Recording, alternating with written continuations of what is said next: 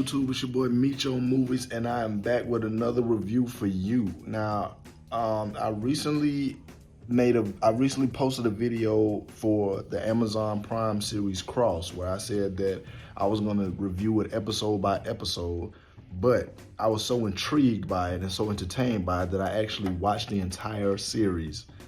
And instead of doing it episode by episode, I'm going to do a complete series review. And I will say, it is 8 episodes. It is entertaining, it's engaging, it's cerebral, it's a crime thriller, sometimes it's horror, but all in all, it is entertaining. Now, I've seen other YouTubers review this show, and they had their likes and their dislikes about it. I'll go first into my likes and dislikes. Dislike: the fact that they introduced the villain in the very first episode. Even though it was kind of spoiled in the trailers, you kind of knew who the villain was going to be if you watched the trailer. Another dislike was the fact that they tried to do the fake out with the villain that was in the promotional material and the actual villain that was in the show. If you've seen all 8 episodes, then you know exactly what I'm talking about. Another dislike was the fact that it wasn't week by week. I would have preferred it to be week by week, just like they do with other shows such as Bel-Air, where that's week by week. It's always been my opinion that dropping a series, and I believe they did the Vince Staples show the same way, Vince Staples on Netflix, where they dropped the entire season on the same day. I'm not a big fan of that. I would much rather it be spread out, so you have anticipation. You watch the first episode and you're hooked, and then you're waiting to see what happens. But with this show, they dropped all 8 episodes on the same day. So if you were able to, you could binge watch all 8 episodes, and then it was it. I'm not a big fan of that because I like anticipation. And I feel like if you have a show like Alex Cross that is really engaging and you're really interested in it, and then you drop the entire first season on one day, once a person binge watches it, they have nothing else to look at. Also, another dislike I had, I did not like the fact that they didn't give the children more to do. I know a lot of people might not be a fan of child actors, but I am, personally.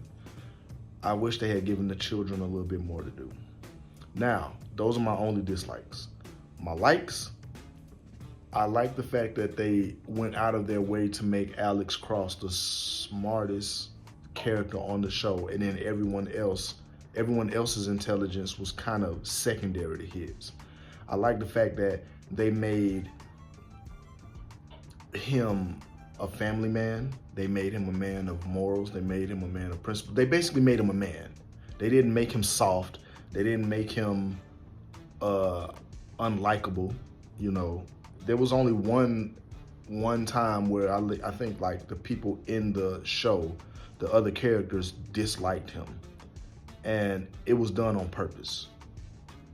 Other than that, it was like he was just that guy. I will say another gripe I had about this show: the fact that none of the other police officers besides Alex Cross and his partner Samson were doing their job. But that's explained. It's explained why none of the other police officers were as pressed about solving certain things as he was. It was a decent show. I'm not gonna lie. I actually I watched the first episode by myself, and then I watched the other 7 episodes with my mother. I put my mother onto this show and said, I recommended it to her and said, you should watch this. And she and I watched episodes 2 through 8 together. We binge watched the entire season together. And I liked it because it was me spending time with my mom, and it was me putting her on to something that she probably would have never watched had I not recommended it.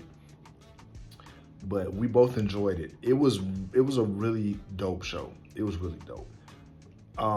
And I found out that, I know in my other video I said I'm not sure if this was based off one of the books or if this was an original story. It turns out this was an original idea. This show was not based off any other Alex Cross books.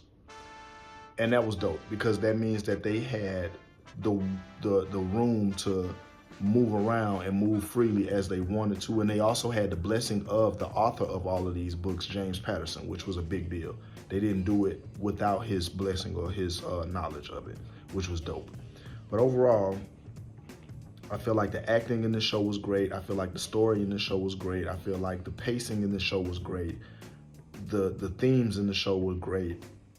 I really enjoyed myself watching this show. I really did. And I can't wait for season 2, because it was also dope that they announced that the show had been renewed for a second season even before the first season even premiered. So if a show is greenlit for season 2 before the first season even premieres, that is a sign that maybe the people that were able to see this show or certain episodes liked it enough to say, we want this to continue. That might be a green sign. That might be a green flag to say, this might be worth watching. This might be worth your time. And I'm glad that it was, because it was definitely worth my time. I really enjoyed this show, and I can't wait for season 2. I wonder if season 2 is going to be an adaptation of one of the books, or if they're going to continue with this, making it an original story. But we won't know until season 2 gets a certain a release date. But until then, I'm a fan of season 1. I'm a fan of this show. Hopefully they can turn it into multiple seasons beyond season 2, and they can incorporate more things that were in the novels into the show, sprinkled here and there. It doesn't have to be a direct adaptation of any one particular book, but hopefully they can sprinkle things here and there from the books into the show.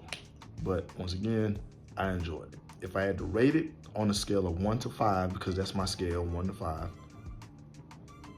I would give this show a 4.5 out of 5. And I only give it a 4.5, one, because of my dislikes. The fact that they introduced the villain in the very first episode, and then they did a complete 180 by episodes 7 and 8 with who the true villains really were. I didn't really care for that. But it's your boy Meech on Movies. Please don't forget to like, share, comment, and subscribe to the channel. And if you want to leave me recommendations on other things that I might be interested in and might want to check out, y'all make sure y'all go ahead and do that too. Out.